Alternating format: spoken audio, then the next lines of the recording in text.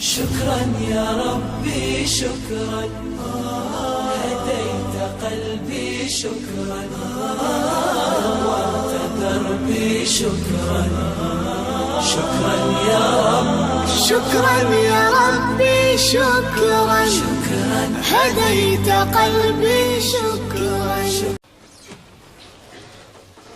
الحمد لله رب العالمين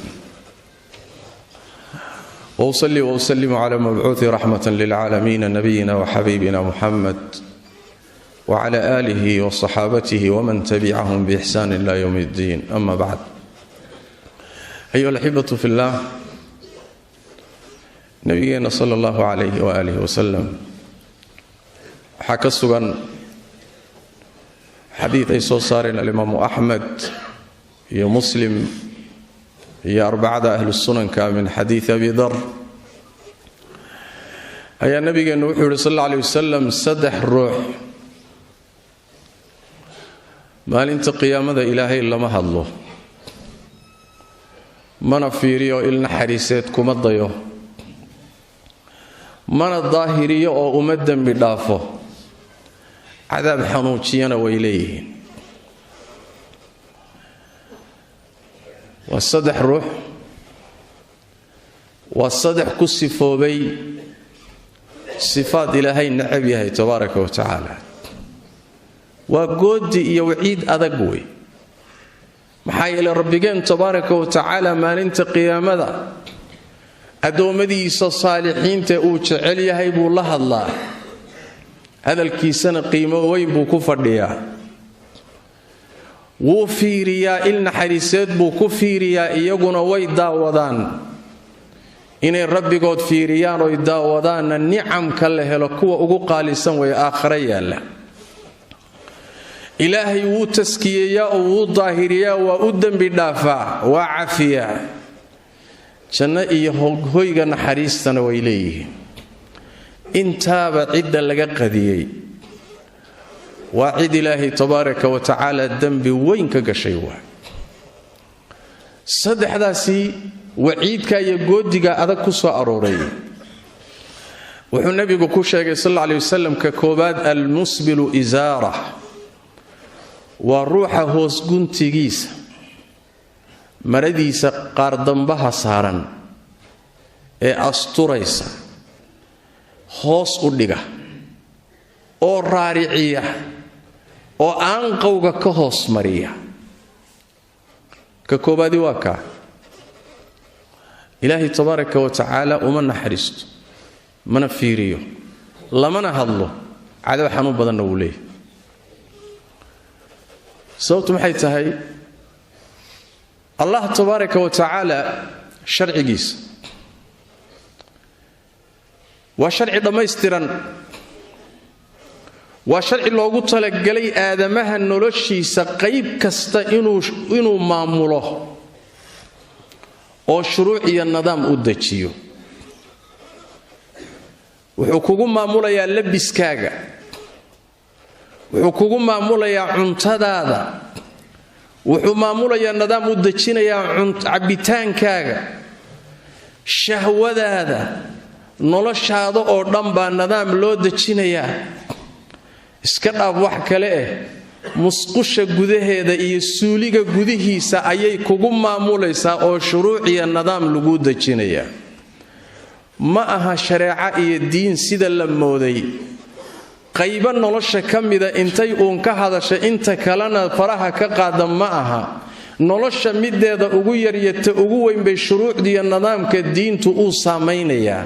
saas daraaddeed labiskaaga iyo qaabkaad u labisanayso iyo dharkaaga iyo qaarkaad u xidhanaysaa nidaam iyo shuruuc buu leeyahay. loo baahan yahay inaad ilaaliso. haddaad ilaalin weydana dembi weyn baad gelaysa. waxaa ka mid ah raggay masaladani khaas ku tahay, dumarku kuma jiraan. labiska ruuxa muslimkaee ninka ah waxaa la doonayaa inuu aanqowga ka koreeyo, ama sarwaal qab, ama macawis qab, ama qamiis xidhnow. qaardambahaba waxa astura ayoo dhan baa isaar la yidhaahdaa. nabigeennuna wuxuu yidhi salawaatu rabbi wasalaamu calayh, ruuxa mu'minka ah qaardambihiisa marada qarinaysaay meeshay ku eg tahay waa dhudhunka dhexdiisa. dhudhunka iyo aanqowga inta u dhaxaysana dhib male buu nabigu yidhi salawaatu rabbi wasalaamu calayh, laakiin wixii aanqowga ka hooseeya waa naar buu rasuulku yidhi salawaatu rabbi wasalaamu calayh, oo ruuxa samaynayaa iyo sabab waxay ugu noqonaysaa inuu naar galo, walciyaadu billaah.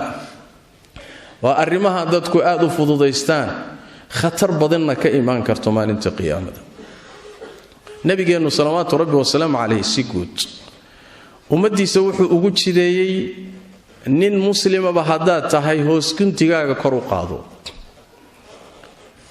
waxaa soo maray maalin maalmaha ka mida ibnu cumar, saxaabigii jaliilka ah. ibnu cumar wuxuu leeyahay markaan nebiga soo maray maradaydu waa hoosaysay, hoos bay u laalaaday, aanqowgay ka hoosaysay. nabiga arkay sal alla alay wasalam wuxuu ku yidhi cabdullaahiyow marada kor u qaad. kor baan u qaaday buuhi. ku dar buu yidhi buuhi. waan ku daray buuhi. meeshii markaa nebigu ii istaajiyey marada ayaa noloshayda intii dambe ku ilaalinayay buuhi. raggii meesha joogay qaar ka mida weydiiyo waxay yidhahdeen cabdullaahiyow meesha nebigu kuu gaadhsiiyey ee uu kaaga aamusay xaggay ahayd? wuxuu yidhi dhudhunka dhexdiisay ahayd. dhudhunka lugta dhexdeeda halkaa markaan gaadhsiiyey buu nebigu sal alla alay wasalam ii daayay, halkaasaanan ku ilaalinayay buuhi. waa macnuhu tilmaamaya nebigu markuu leeyahay salawaatu rabbi wasalaamu calayh isratu lmu'min ilaa ansaafi saaqayhi. ruuxa mu'minka hoosguntigiisu wuxuu ku egyahay ilaa dhudhunka dhexdiisa. walaa junaaxa calayhi maa baynahu wa bayna alkacbayn. inta u dhaxaysa dhudhunka dhexdiisa ilaa aanqowgana wax dhiba ma leh oo dembi ka soo gaadhi maayo. wamaa asfala min alkacbayni fa fi nnaar buu nebigu sal alla alay wasalam. wixii aanqowga ka hoos marase waa naar. u fiirsa nabigeenna salawaatu rabbi wasalaamu calayh. hoos u dhigga marada laf ahaanteeda buu nebigu ku tilmaamayba inay tahay makhiila, waa kibir buu rasuulku yidhi salawaatu rabbi wasalaamu calayh. maxaa yeelay maradaada kor baad u qaadan kartaa, iyo maxaa keenay inaad hoos u dhigto dhulka ku jiido? soo qasad ma ah, dan baad ka leedahay. laf ahaanteeda kibira buu rasuulku yidhi salawaatu rabbi wasalaamu calayh. waa xaraga kibir. ilaahayna tabaaraka wa tacaala xaraga kibirka noocaasa ma jecla. saasuu nabigeennu leeyahay salawaatu rabbi wasalaamu calayh. cabdilaahi bni cumar u fiirso markuu nebigu leeyahay marada kor u qaado, ma dhihin ma kibir baad u samaynaysaa mise siday kaa noqotay. bimujarad uu nebigu arkay maradoo hoosaysa, war marada kor u qaaduu ku yidhi nebigu salawaatu rabbi wasalaamu calayh. sidaana saxaabadii nabigeenna ahaan jiray ridwaanullaahi calayhim. alkhaliifatu araashid cumar ibnu khataab radia allahu tacaala canhu wa ardaa, markii isagoo salaada subax ku jiro dadka tujinaya, ninkii gaalka ahaa ee ciljiga ahaa uu toorida daray oo caloosha kala jeexay, oo khaliifatu rasuulillaahi sal alla alay wasalam dhaawacaya, oo muslimiintii isku dhex wareereen, oo khaliifkii xaaladiisii uu khatar ku jiro oon la garanaynin wuxuu ku dambayn doono, oo inta cabbitaan la siiyey ay caloosha ka daadatay, oo loo badinayo inuusan noolaan darin oo xaalad dardaan uu ku jiro. muslimiintii baa u soo gelaya cumar radia allahu tacaala canhu wa ardaa. qayb koox koox nin baa loogu soo gelaya. dadkii u soo gelaya waxaa ka mida nin dhallinyaro ah ayaa ka mid ahaa. markuu u soo galay buu u bishaareeyey. wuxuu yidhi bishaarayso, maxaa yeelay waxaad ka mid tahay raggii nebi maxamed la saaxiibay, ardadiisii baad ka mid tahay. dadkii ugu horreeyey ee diintan qaatay ee garab istaagay baad ka mid tahay. xil baa laguu dhiibay oo muslimiinta muddaad xukumaysay ood cadaalad ku maamulaysay. haddana ilaahay noloshaadii shahaaduu kuugu khatimay oo shahiid baa tahay, bishaaraysuu ku yidhi. cumar radia allahu tacaala canhu wa ardaah, oo ka mid ahaa dadkii jannadaba loogu bishaareeyey iyagoo adduunka korkooda jooga, haddana cabsidiisaa badnaan jirtay. wuxuu ku yidhi dhegayso, waxa aad akhriyayso oo dhan waxaan jeclaan lahaa buuhi in laysla tuuro. waxaan sameeyey oo dhan iyo dembigayga inay isu dhacaan oo aan badbaado naar ka badbaado intaa haddaan heli lahaa, intaasaa wax weyn ii ahayd buuri. waxaad tirinaysoo kaleoo dhan ila dhaaf buuri. wiilkii yaraa markuu laabtay oo inuu dhaqaaqa bilaabay ayaa cumar ishiisu waxay ku dhacday marada wiilka oo dhulka taabanaysa. cumar waa sakaraad, waana xanuunsanaya, hawl intaa ka weyn baa taallo oo muslimiintii iyo maamulkoodii iyo mustaqbalkoodii xaalad culus baa taalla. haddana maca daalika taasi kama mashquulinin alkhaliifatu raashid cumar inuu wiilka dhallinyarada iyo maradiisa dhulka xaaqaysa dhulka taalla inuu baraarujiyo kama mashquulinin. wuxuu yidhi wiilka ii soo celiya waa laga daba tegay, soo laabaa la yidhi, wiilkii waa la soo celiyey. markaas wuxuu ku yidhi wiilyahu yaa adeer marada kor u qaado buuri, maxaa yeelay maradaadana sidaasaa u dahaaro iyo nadaafad badan, rabbigaana sidaasaa u cabsi badan. rabbigaa cabsidiisu taasay ku jirtaa. maradaadu inay nadiif ahaato iyo wasakhda dhulka ka badbaadana taasay ku jirtaa. aaway marka dadkii dhahayay wadaadadan maryaha uun ku mashquulsan, yaa muslimiintii arrimo waaweyn baa u yaalla, gumaysi baa hayst, iyagii baa iskhilaafsan, dhibaataa taalla, maraa laga hadlayaa iyo meel hoosa loo dhigiyo kor ha loo qaado, ilaa ayba ku tilmaameen wadaadada qaarkood maba aha arrimo waaweyn oo laga hadlo ma ah. yaa jamaaca, nebi maxamed salawaatu rabbi wasalaamuhu calayhi markuu leeyahay war kor u qaad cabdulaahi ow maradaada, masale weyn maaha miyaa? cumar iyo muslimiinta arrintaasi u taallo markuu leeyahay war marada kor u qaad, arrin weyn ma aha miyaa? mase diinta islaamka waxaa ku jira waxaan macno lahayn oon lagaba hadlinba abadan. masaa'isheeda dhammaanteed qiimay ku fadhiyaan. ruuxa muslimkaana waa inuu diintiisa u hoggaansamo waay. sidaas daraaddeed irfac izaarak. haddaad intaa ku darto inay xaraga kibir iyo kibir qalbigaaga ku jira ay kugu kallifayso, dembigu waa ka sii weyn.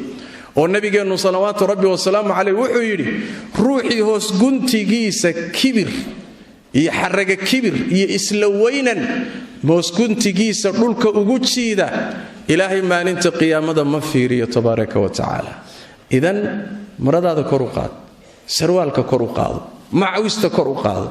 muslim baa tahay, diintaada ka amar qaada, nebi maxamed ateec salawaatu rabbi wasalaamu calayh. waxaa nasiib xumo ah intaasoo xadiid iyo shuruucdaasi masale ay ku soo aroortay in ay muslimiinta in badanoo ka mida ay yidhaahdaan waa dad khaasa, calaamadooda iyo dhaqankooda waaye, waa niman la yidhaahdo wahaabiyay dhaqan u tahay. hadday taasi wahaabiye dhaqankooda tahay, wahaabiyaan nahay.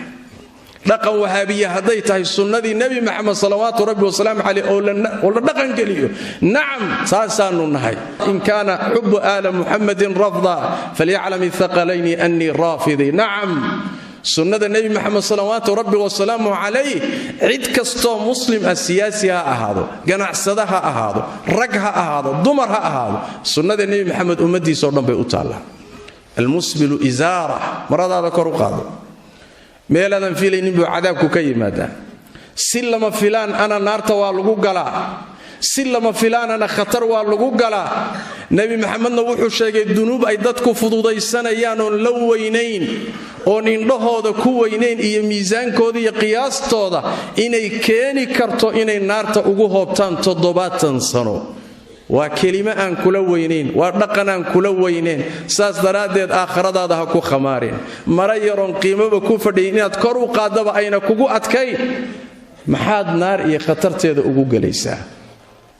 ninka labaad ama ruuxa labaad ee nebigu sheegay salawaatu rabbi wasalaamu calayh inuusan alla fiirinaynin, una naxariisanayn, una dembi dhaafaynin, cadaab xanuun badanna uu leeyahy. wuxuu nebigu yidhi sal alla alay wasalam waa ruuxa abaalsheegadka badan. wax ma bixiyo ilaa dadku ku abaalsheegtaa. ixsaan hadduu sameeyo, xoolo hadduu bixiyo, gacan hadduu geysto, wuxuu sameeyaba dadku ku abaalsheegtaa, gallad buu ku sheegtaa. kaa ilaahay uma naxariisto. bal axaadiista nebiga sal alla alay wasalam waxay tilmaamaysaa inuu ka mid yahay dadka naarta loo qoray.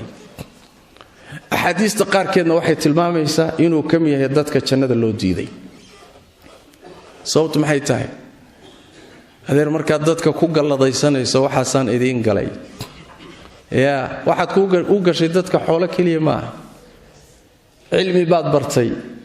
cilmigaad bartay inaad dadka ku galladaysato maaha.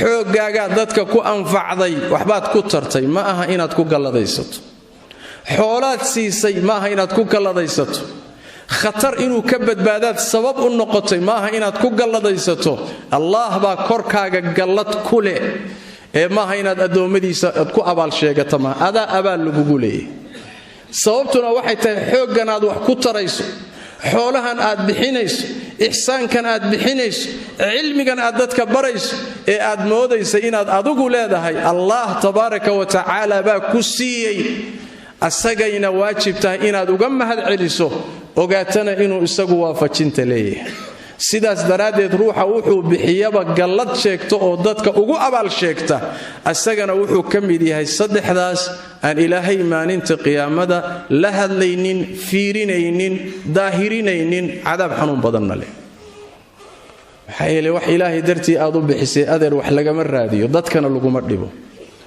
waxa aad baxsatayna sidaan khudbo hore kaga hadalay waxa aad baxsatay ihsaanka iyo wanaagga aad geysatay hadaad abaal sheegad ka dabageyso way burtay waxba kuma yaalaan la tubtilu sadaqatikum bil manni wal adha war sadaqada aad baxsateen ha ku burinina abaal sheegad ha ku burinina ma aha dhaqanka ruuxa muuminka waxay ka sii daran tahay markuu laba arimood kulmiyo ruux markuu isku daro inuu bakhayl yahay haddana mannaan yahay axaadiista qaarkoodna saasaa ku aroorto labadaba la isku daray waa bakhaylo horta wax kuman ma bixiyo waa gacan adag yahay haddana waxoogaa yar markuu silic ku bixiyo oo rafaad kaga soo baxdo intiibu haddana daba joogaa maalin heblo soonigiisaa ku taray maaha meel heblo soonigii ku siiyey maaha meel heblo sooni tan kuu galay maaha waa waxoogaagii yaraa ee ka soo baxay waa marka laba sayi'o ma bakhaylnimiya waxaad isku dariya abaal sheegad waa arrin xun waa dhaqan fiican maaha ruuxa mu'minkaana dhaqankiisa maaha ninka saddexaad ee nebigu tilmaamay salawaatu rabbi wasalaamu calayhi inuusan alla fiirinaynin la hadlaynin daahirinaynin xanuun badanna uu leeyahay waa ninka ganacsada ah suuqu ka ganacsadaa badeecadiisa iyo alaabta u taalla iyo wuxuu ku socodsiiyaa dhaar si dadku uga rumaystaan alaabtuna ugu socoto ayuu dhaaranayaa wallaahi inaan intaas soo siiyey buu leeyahy wallaahi intaasa iigu fadhidaa waa beenaale calashaani muxuu rabaa ruuxan badeecada raba inuu ka rumaysto warkaa oo uu saa kaga iibsado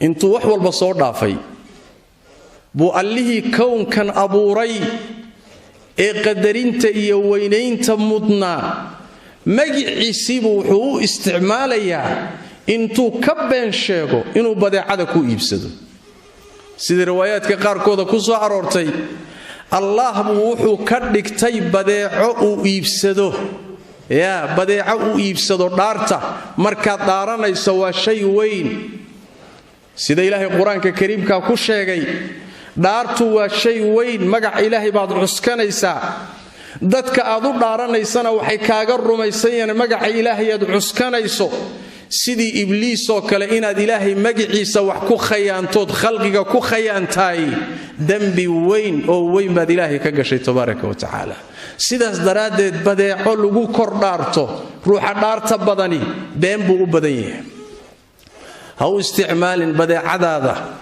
iyo dadka mucaamalaadka aad la mucaamaloonayso beeca iyo shiraha dhaarta iska ilaali laa tajcalu allaha curdatan liaymaanikum ha ka dhigina allah tabaaraka wa tacaala mid toogdhisad ah hadaf aad dhaarihiinna uun hadaf uga dhigataan iyo taargad dhaarihiinna uga dhiganina ma aha rabbi tabaaraka wa tacaala magaciisu waa ka wan yahaye wax suuq korkii iyo miis korkii allah magaciisa lagu wadwado ha ka dhigin nacam haddaad ilaahay xusayso sax laakiin inaad badeeco aan qiimo lahayn iyo adduunyo dadka ku sirto ood magaca ilaahay ku khayaantahay maya rabbiga intaa waa ka wan yahay hadduuse kula fududaaday ood badeeca la iibsanaya ka dhigatay magiciisii waad mudan tahay markaa in ilaahay tabaaraka wa tacaala maalinta qiyaamada naxariistiisa kaa fogeeya cadaabna ku geliyo sidaas daraaddeed iska ilaali arrimo saddexoo khatar ah wey maradaada udhig qaabkii shariicadu u dhigto hadigii nabigaaga raac salawaatu rabbi wa salaamu calayh